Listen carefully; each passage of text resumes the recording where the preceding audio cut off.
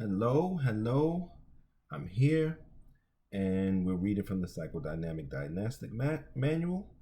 I'm sorry I missed Friday's reading, but I had an event and on Saturday, and I had to prepare for it on Friday. So I'm sorry. The event went well, and I want to thank all of those who invited me, and I want to thank you for the support.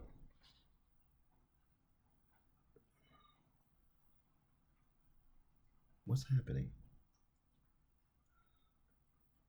Okay, I'm recording on my podcast audio version, so bear with me. All right, let's get into the reading and see. I don't know what's going on there. Maybe it'll be a podcast, maybe it won't. In addition to differentiating personality disorder from personality per se, it is critical to differentiate personality disorders from symptom syndromes, the direct effects of injury to the brain, and psychosis. Ritualized behavior, for example, may indicate a single obsessive compulsive problem or constitute evidence of a pervasive obsessive compulsive personality disorder, or express a psychotic delusion or be the result of brain damage. A manic psychosis may express itself as a state of rage that is easily understood as an affect regulation problem associated with borderline personality organization. An individual suffering a schizophrenic break in response to a separation may be diagnosed as having a borderline psychology in which extreme abandonment depression has been evoked, and vice versa. Individuals with borderline personality organizations are often misunderstood as schizophrenic when they seek help in the context of severe and disorganizing upset about separation.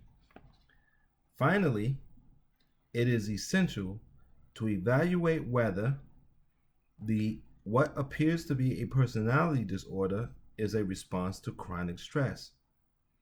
For example, a man who has immigrated to a society whose language he does not speak may appear paranoid, dependent, or otherwise disturbed in his personality functioning, although no such disturbance was visible before his immigration. Any of us can look borderline or even psychotic if under sufficient strain. Hence, it is not possible to diagnose a personality disorder accurately without attention to other possibilities that explain the patient's behavior, the context of that behavior, and the question of whether it represents long-term functioning rather than a more acute state. I always say this society is insane. So if you're well adjusted to it, then you're probably insane too.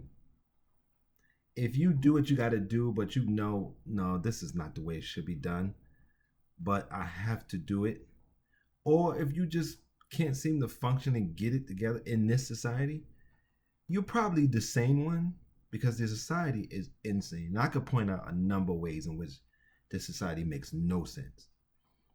But you have to pull back and look at it in an objective way. And people are even starting to notice things that I've been saying 20 years ago, and people looked at me weird, like he's weirdo, or laughing at me like I'm stupid. Now they're starting to get it. Happens. Also, brain injury. You can be born with a healthy brain, from what I understand, and if there's no development in your household or in your situation, your social situation, remember, we're social beings. At 3, 4, 5 years old, they could look at your brain and see damage, right? So remember, the brain is a muscle, it has to be used. And so you could be born with brain damage. Damage could be caused over time by lack of development. I read that in one of Amos Wilson's works.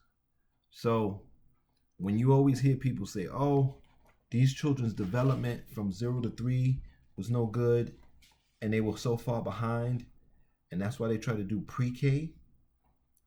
They know that you're in a house where there's no development. You need development somewhere.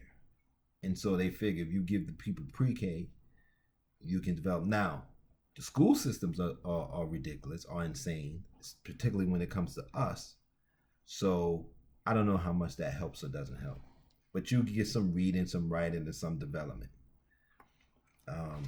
At least some technical development, Level of personality organization.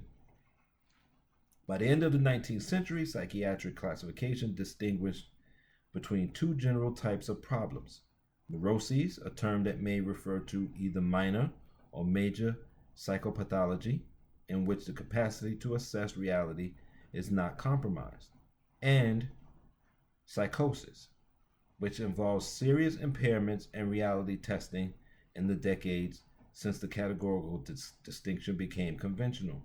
As clinicians became increasingly aware that many people suffer from an isolated symptom, but from symptoms that pervade their lives in a more total way, they begin to distinguish also between neurotic symptoms and neurotic character, or personality disorder. Some noted that while neurotic individuals are notable for their own suffering, personality disorder individuals tend to cause others to suffer.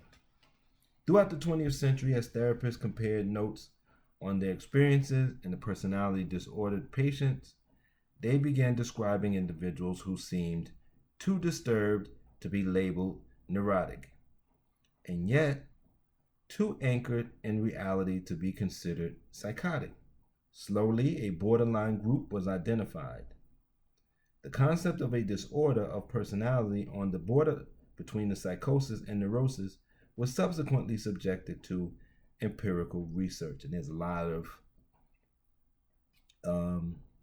footnotes and references, citations. Patients in the borderline area often fare badly in the kinds of treatment that usually help neurotic individuals, especially as they would unexpectedly develop intense, problematic, and often rapidly shifting attitudes toward their therapists. Clinicians observed that although they did not show psychotic tendencies outside the therapy, some would develop what appeared to be an intractable psychotic transference, i.e., they would experience the therapist as omnipotently good or malevolently bad, or as exactly like a person from their past, and they could not be persuaded that the impression was not fully warranted. As Wollaston notes in part 3, there slowly evolved a consensus among psychoanalytic clinicians that people with diagnosable personality disorders exist on a continuum of severity, from a relatively healthy to a very disturbed level of personality structure. The continuum is conventionally, if arbitrarily, divided into healthy, neurotic, and borderline ranges of personality organization. The borderline range extended from the border of neurotic character organization to the border of psychotic conditions. The bad part in our society today is if you make enough resources, or even if you, let's just say, somehow you get your share of resources directed to you. It could be through you working, having a quote unquote good job. It could be through inheritance. It could be through whatever. And you can kind of sustain yourself. You can be isolated for a long time. And your neuroses could turn into some kind of disorder. So, you have to be careful because we are supposed to be social beings. But people are isolating more and more and more because I guess the people around them are breaking down. So you isolate to try to keep yourself safe, but then it's just a spiral. I try not to isolate if I can help it, but there's so many people that are breaking down. It's kind of like you almost have nowhere to turn to, but you gotta keep as many people around you as possible. And I always interact with people in the street. in the stores. You'd be surprised how many people will talk to you on the train and on the bus, especially if you come off as sane, because they're lonely too, or they're looking for someone sane too. So try to, make conversations where you can and make connections where you can, even if they're just very minor and surface, because if that's all you can get, that's all you can get. It is critical to note that the term borderline, when used in psychoanalytic clinician to denote a level of severity, has a different meaning from the same term as used in the DSM, in which only one type of borderline organization, the more histrionic, dramatic manifestation of this level of severity, is labeled borderline personality disorder. The DSM conceptualization adopted at its diagnostic criteria most of the descriptors used by John Gunderson. We have defined the term operationally for research purposes, or our use is much broader and a more consistent with the clinical experience that accounts for how the term came into wide professional use. Extensive research using the Rorschach and other psychological tests has identified 3 different general kinds of borderline patients. And before I go on, movies are excellent as Rorschach tests.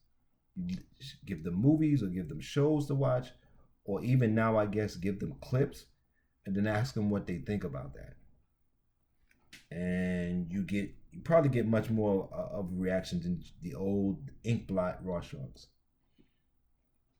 And I think when I studied psychology, we did the old fashioned ink blot. But my mentor used to use films and shows, so we used to watch it. Analytical type effectively label, intensity dependent, roughly congruent with the DSM-4 borderline personality disorders. And 2, an introjective type, over ideational, characterized by social isolation and withdrawal, more likely to receive the DSM diagnosis of paranoid, schizoid, or obsessive compulsive personality disorder, both of whom show the stable instability of borderline personality organizations. And 3, borderline schizophrenics who are impaired in perceived fundamental border boundaries and are at risk of psychotic decompensation. And again, I tell you, it's difficult. I'm going to stop here. We'll pick up tomorrow. It's difficult to diagnose today because there's so much madness and so much insanity in the general public, and reality is asserting itself so that we know that this stuff doesn't make sense. For instance, and I think, again, I always go back to the year 2020 because the year 2020 was when reality just really pushed on us. No matter what you think about the pandemic or what you think if it was real or not, or an excuse to shut down, and some people criticize the shutdown. I think the shutdown was the best thing that ever happened to humanity and the best thing that ever happened to us, because the shutdown forced everybody, right, to see reality. One of the reasons the George Floyd thing picked up was because people were home and they had to watch it. But I remember saying, okay, that's black man's life. What happened to George Floyd? That's happening to us every day or every week. And my wife had to tell me, yeah, but Tim, people were home. They had to watch it. It wasn't just that they was going to work and it was a news clip and it was they going here, running there. They had to sit and watch the suffering. So you couldn't delude yourself that it wasn't happening because it was there in real time. Even if you just saw the clip on TV, you had to sit and watch it and think about it, because you didn't have to think about getting to work tomorrow, getting the children ready for school tomorrow. You had to sit in it. But that's just one example, even though that blew up into a big thing. We had to think about how schools run. Why are we getting up in the morning and sending our children sometimes across town, driving, burning all this gas when they could learn with all this technology we have? We had to learn, we learned, wait a minute, my job is not essential. I mean, 40% of the people stayed home and didn't work, and the society didn't stop. The actual functions of the society didn't stop. We still had all the things that you needed, right? Even if you say the restaurants had to close, but then restaurants delivered. So you had food, supermarkets stayed open, important workers, what they call essential, worked from home. You could do banks were around because you had ATMs and you had online banking. That didn't stop. So everything that you needed to do was done. We learned, wait a minute, my job doesn't mean anything. Now some people reacted to this in a bad way, like, oh, I thought I was important on this job. Nah, you had what Graeber called a bullshit job. But a lot of people didn't know it. To 2020, you knew it.